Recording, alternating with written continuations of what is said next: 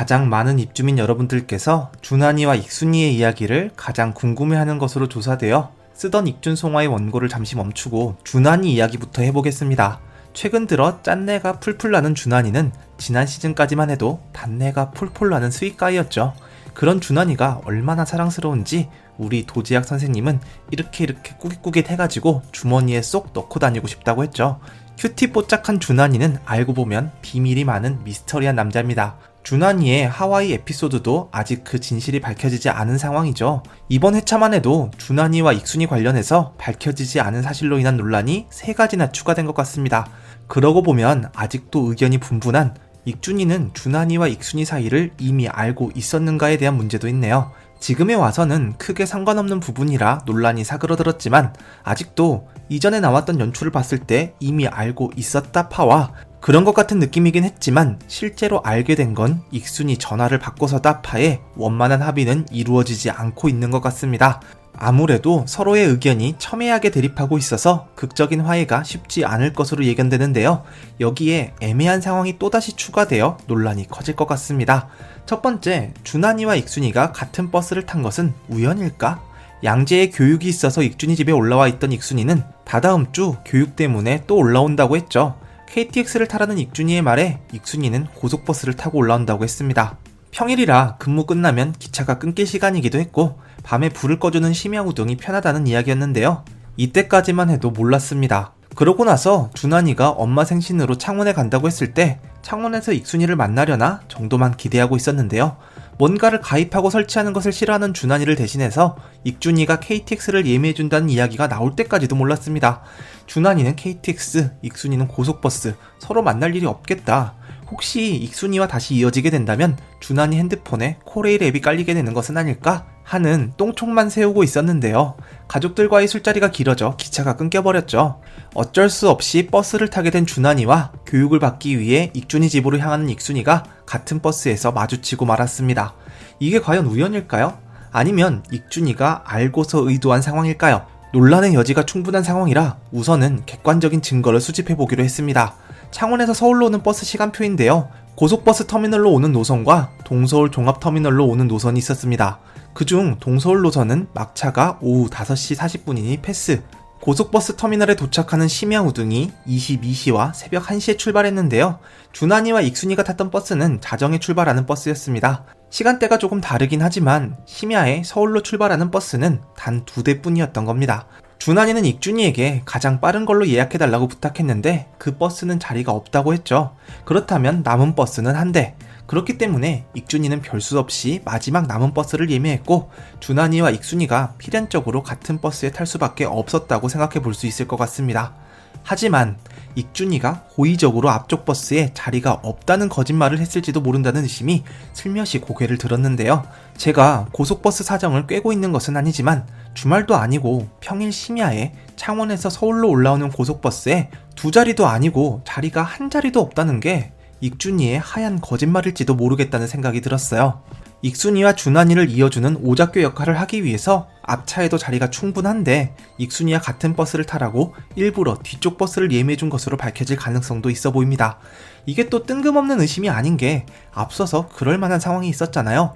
첫 번째 논란에 이어지는 두 번째 논란, 익순이 핸드폰의 배경화면은 과연 무엇일까? 익준이는 익순이 핸드폰을 보고 뭔가에 놀란 듯한 표정을 지었습니다. 홍대휘와 연락을 한다던 익순이가 익준이 앞에 핸드폰을 놓고 간 게 실수였죠. 주말인데 뭐해용? 을 날리던 홍대휘의 개념 없는 말투에 놀란 것일지도 모르겠지만 그때 익순이한테 실컷 혼나고 나서 그 버릇은 고쳤다고 했죠. 뭔가 준하니가 연상되는 사진, 이를테면 준하니 방에 있는 고수화분 사진이 배경화면으로 설정되어 있는 것일지도 모르겠습니다. 대놓고 준하니 사진은 아닐 것 같지만 또 의외로 그럴지도 모르죠. 런던에서 준하니와 통화할 때 이야기가 나왔었잖아요. 저는 오빠 사진 있어요. 그거 보면 돼요. 라고 했던 게 기억에 남는데요. 누가 볼지도 모르는데 사진첩도 아니고 배경화면에 준하니 사진을 설정해놨을 것 같진 않지만 혹시 정말 진짜 너무 그립다면 그랬을지도 모르는 일이긴 합니다. 익준이가 흠칫 놀라버린 익순이 핸드폰은 준하니일지 아니면 고수화분일지 그것도 아니면 홍대휘의 문자일지 여전히 논란이 지속될 것 같습니다. 마지막은 버스에서 만난 준하니와 익순이 장면입니다. 술을 거하게 마신 준하니는 버스에 착석한 뒤 잠을 자려는 듯 눈을 감는 모습이었는데요. 그때 익순이가 준환이 옆을 지나쳤고 준환이는 뭔가를 느낀 듯 뒤를 돌아봤습니다. 여기에서 준환이가 어떻게 익순이가 지나간 것을 알아차렸느냐가 바로 세 번째 논란이 될 것 같습니다. 눈을 감고 있던 준환이가 방금 지나친 사람이 익순이라는 것을 알아챈 건 아무래도 후각 쪽이겠죠. 가장 무난한 예상으로는 익순이가 늘 즐겨 쓰던 향수 냄새가 준환이 코끝을 스쳐서 뒤를 돌아봤다 인 것 같습니다. 그만큼이나 준환이가 익순이를 잊지 못했었고 익순이의 모든 것을 기억하고 있었다는 이야기인데요. 제가 파레를 자세히 들여다보니 또 다른 가능성을 생각하고 계신 입주민 여러분들이 있을 것 같다는 생각이 들었습니다. 또 다른 가능성은 홍대위와 관련된 거죠. 다시 연락된 홍대위는 익순이에게 고수 모임에 나오라는 권유를 했었습니다. 쌀국수를 즐기시는 분들께는 익숙하겠지만 고수의 독특한 향은 호불호가 제법 강한 편이죠. 준환이가 맡았던 것은 익순이의 향수가 아니라 고수 매니아인 익순이에게서 느껴지는 진한 고수향이었을지도 모른다는 거죠. 고수 모임 이야기를 했고 핸드폰 사진에 고수가 있고 그리고 그 고수화분이 익준이가 늘 과자를 빼먹던 준환이 책상에서 늘 보던 것이라면 모든 것이 고수로 시작해서 고수로 이어지는 서클 오브 고수의 굴레 속에 준환이와 익순이가 살아가고 있다는 것을 알게 될 것 같습니다. 그리고 솔직히 이건 아닌 것 같지만 익순이와 관련해서 후각에 대한 또 다른 후보가 있긴 있었습니다. 진짜 이건 아닐 것 같지만 그래도 소개는 해드려야겠죠. 익준이와 우주 그리고 익순이의 식사에서 익순이는 계란 흰자를 섭취하고 있었습니다. 몸을 만들기 위해서 단백질을 보충하는 거죠. 파우더를 먹는 게 손쉽고 편하겠지만 계란 흰자 역시 좋은 단백질 보충원이죠. 그런데 하루에 계란 한 판을 먹어대면 익준이의 말대로 근육만큼이나 지독한 방구가 생긴다는 단점이 있긴 하지 말입니다.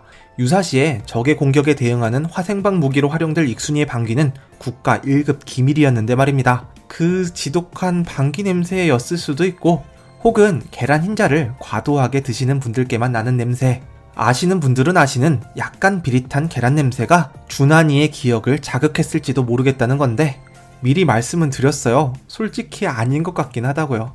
하지만 모든 가능성을 소개해드리고 싶었고 또 누군가는 이런 생각을 하고 계실지도 모르기에 말도 안 되는 생각이라며 무시받고 핍박받으실지도 모르는 소수의 입주민 여러분들께 당신은 혼자가 아니라는 메시지를 전하기 위해 이렇게 후보에 포함시켜봤습니다. 지난주 준환이 영상에서 이야기했던 것처럼 사이다를 뭔가 먹다만 정도로 파레가 끝나버리고 말았는데요. 파레를 이렇게나 길게 했는데 분량 부족하다고 불평할 수도 없고 별 수 없이 다음 주를 기다려야겠죠.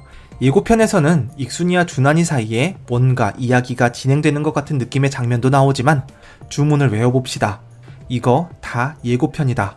매번 속아왔다. 나는 지성입니다. 예고편보다는 준환이와 익순이가 서로를 그리워하는 마음을 믿어봅시다. 또 뵙죠.